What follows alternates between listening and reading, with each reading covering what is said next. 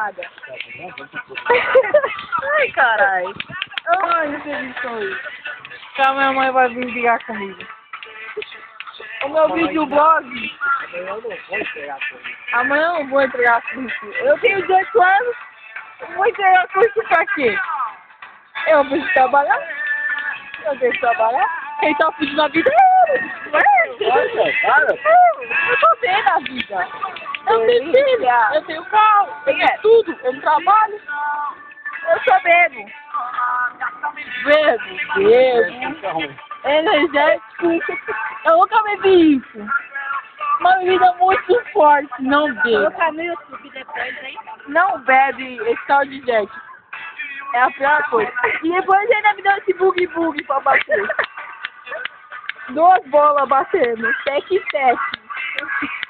Eu vou contar a piada do pato. Tinha 2 caras que foram roubar o pato.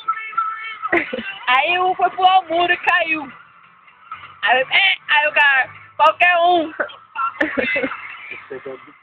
Escutei a piada do meu pai, 6 anos, mas com a piada do pato. Qualquer um. Eu não sei, tinha 2 feijão. Não era fácil? O que o feijão falou pro outro? Oi, feijão. Conta de novo aí que eu não entendi, não. Oi, feijão. Feijão. Dá risada, gente. Dá risada. Ninguém tá tomando gente comigo. Oi, feijão. Oi, feijão. Ih, não tem graça. É porque você é burra. Bebe o Jack. Ela não é que ela não viu graça, ela não entendeu. No fundo ela... Não bebeu. Ela fica bem, Jack. Eu não sei do pato. Você quer? Qualquer um. Qual é o do pato?